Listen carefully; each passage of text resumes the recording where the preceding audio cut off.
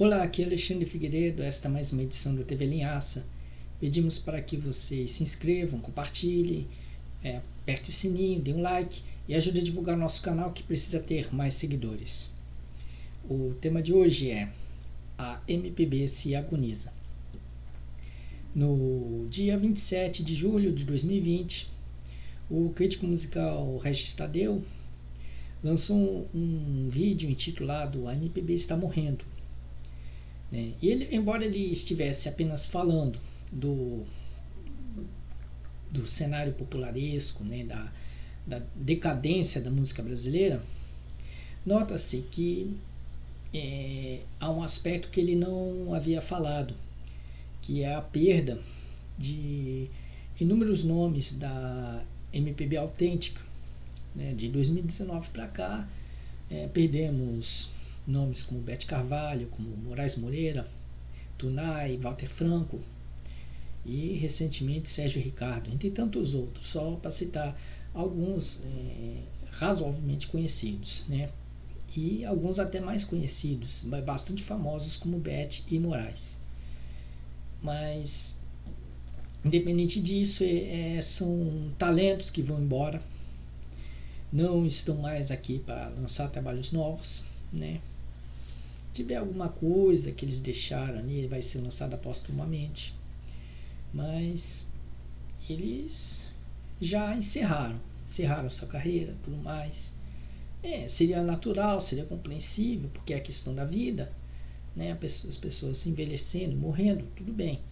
Mas o problema é que a MPB fica acéfala, porque a música brasileira está passando dos anos 90 para cá por um processo de decadência muitíssimo grande, a brigalização, que veio desde os anos 60, e foi apoiada por um esquema de mídia, de mercado e de entretenimento associados à ditadura militar, e também cresceu durante cenários conservadores como os de Fernando Collor, Fernando Henrique Cardoso, Então, e também foi fortalecido pela ciranda midiática de ACM e de José Sarney nos anos 80, que se refletiu a partir dos anos 90 numa mídia coronelista, numa mídia politiqueira, que passou a divulgar nomes musicais e comportamentais da brigalização cultural.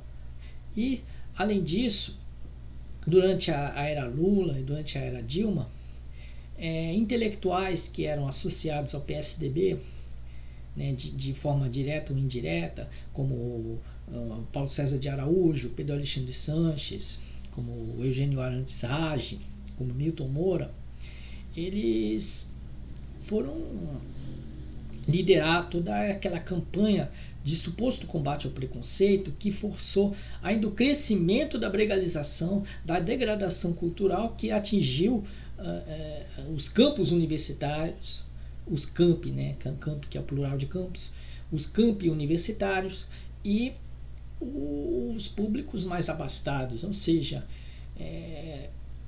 isso já, o chamado público elitista, que supostamente o discurso intelectualoide pró-brega dizia que rejeitava a brigalização, a suposta cultura das periferias que aparece nas TVs e rádios, é esse público elitista que mais consome, e consome bem mais do que os pobres, diga-se de passagem. Cresceu muito ali. Eu vi recentemente uma mulher com uma aparência de médica, dessas de particular, você presumivelmente com 30 anos, tudo mais, ouvindo funk dos anos 90. E como é que a inteligência pró-brega foi dizer que as elites rejeitam o funk? O funk, ele é rejeitado pelas classes pobres, pelas mães que ficam apreensivas quando suas filhas vão para o baile funk e provavelmente vão voltar estupradas, grávidas ali. Ou então os meninos que vão lá no baile funk e vão voltar mortos pela polícia ou pelos pelas gangues rivais que estão ali se brigando, tudo mais, que às vezes eles atiram até contra inocentes por causa desse tiroteio ali a esmo, com qualquer lugar aí. Então, a música brasileira passa por uma decadência tão grande que até os nomes que eram considerados baixaria nos anos 90, que depois em outra oportunidade eu vou detalhar isso, nomes que eram considerados baixaria em 1990, há 30 anos exatamente, hoje são considerados geniais por um discurso que prevalece na mídia, né? E é lamentável também que as esquerdas passem pano. Volta e meia parece que pintam um piloto automático ali, sinalizando que as esquerdas têm que elogiar o funk. Que o funk sabemos que é completamente ridículo e estúpido. Não vem comparar o funk com Gregório de Matos, com punk, com Canudos, com os ritmos tribais da África, coisa assim, que isso não tem a ver, não. Essa associação é forçar a barra, é forçamento de barra. E o funk na verdade é um ritmo meramente comercial, oco, inspirado no Miami Bass da Flórida, anticastrista, portanto uma Flórida anti-esquerda. Pode ser uma Flórida que não seja pró-burguesa em si, mas é a Flórida do pobre de direita, a Flórida do Miami Bass é a Flórida do pobre de direita ali. É o cara que, quando muito, ele vai votar no Partido Democrata contra o Partido Republicano, mas não é um cara que vai exaltar Fidel Castro logo vivendo na Flórida, em Miami, ou em outras cidades como Orlando. Então,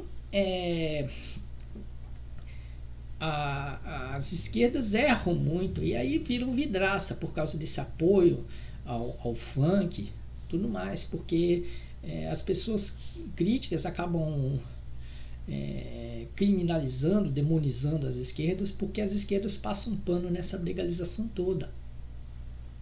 E não tem razão, não, porque essa legalização ela é apoiada pela mídia corporativa, pelos barões da mídia, que as esquerdas tanto criticam, mas agora não estão criticando muito, porque vivemos numa situação tão surreal que uma parcela dos barões da mídia está apanhando dos bolsonaristas.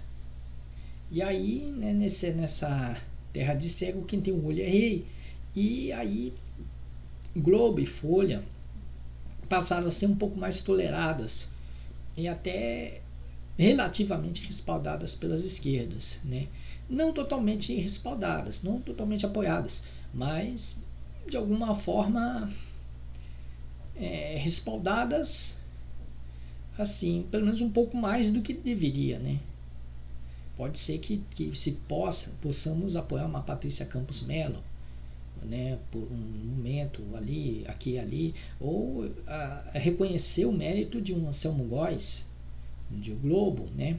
Mas sair por aí espalhando que Globo e Folha passaram a ser heróis das esquerdas é um grande exagero, um grande equívoco, né? Então, a música brasileira ela andou caindo muito por conta desse comercialismo brega, que daquela linhagem pioneira de Orlando Dias, Valdir Soriano, Nelson Ned, né? Passou para o ultracomercialismo de Anitta, Pablo Vittar, Kevin O'Cris, Luan Santana, Marília Mendonça e etc, etc, etc. Simone Simaria, por aí. E aí esse pessoal todo, na verdade, segue aquela linha desde os anos 90 em que os intérpretes eles fazem 3 ou 5 sucessos musicais por aí e depois passam a viver como subcelebridades. Aliás, nem sucessos memoráveis se tem. Qual é o sucesso memorável de Marília Mendonça? Qual é o sucesso de Simone Simaria? Não se sabe, né? O meteoro do Luan Santana passou. E quais são as outras ali? Aliás, o que preocupa também é essa semelhança que o Luan Santana e o ícone da MPB Carneirinha, Thiago York, tem, né? Thiago York apenas tem cabelo comprido, mas é aquele jeito barbudo, aquele jeito assim, preocupa bastante, né? Porque daqui a pouco um vai imitar o outro. Né? A grande preocupação é essa, né? O Thiago York fez uns supostos nudes ali, né? E o que o Luan Santana vai fazer? Talvez vou posar fotos sem camisa, né? Ali, bancando o Garanhão, ali, tudo mais, né? E o Luan Santana ali, querendo pegar carona, esperando um trem MPBista aí pra pegar carona e viajar na garupa, viajar ali atrás sem pagar, de penetra, né? Já basta que num dos momentos complacentes, Caetano Veloso lamentou que as pessoas não consideram Luan Santana MPB, que rádios de MPB deveriam tocar Luan Santana e coisa parecida. E teve também o dueto da Thier, que é uma boa cantora de MPB, talentosa, mas ela até tentou conversar, dizendo que gravou espontaneamente com Luan Santana por causa do fim do preconceito, aquele papo todo, aquela choradeira toda, mas na verdade é porque a Tieta estava desesperada. Ela não queria só botar música de trilha de novela, porque o mercado para a MPB é fechado. Na verdade, o discriminado não é o Luan Santana, porque o Luan Santana é dono de mercados ali, do norte, do centro-oeste, do interior de São Paulo, do interior do sul do país, ali no interior de Minas Gerais, ali Luan Santana é dono desses mercados. Quem está discriminada mesmo é a Thier. É a Thier que teve que arrumar um dueto do Luan Santana porque ela quer cantar nos festivais de inverno ali do Mato Grosso do Sul, no Pará, porque se não for esse dueto ela não entra. A verdade é essa. E é isso que também... Isso envolve também uma série de questões na música brasileira. A falta de informação dos nomes que conseguem chegar ao rádio. Porque o que se chega ao rádio sob o rótulo de MPB autêntica são nomes inócuos. Fazer um popzinho tipo Ana Vitória, tipo...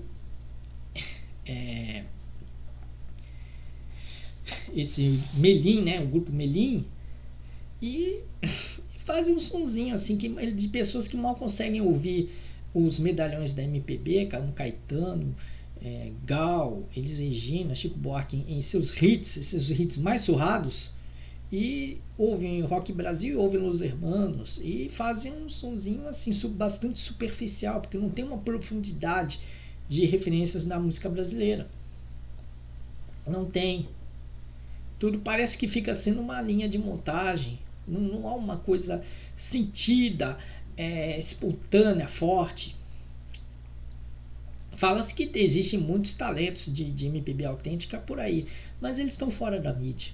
Eles existem de fato, mas estão fora da mídia, não acontece, eles não repercutem.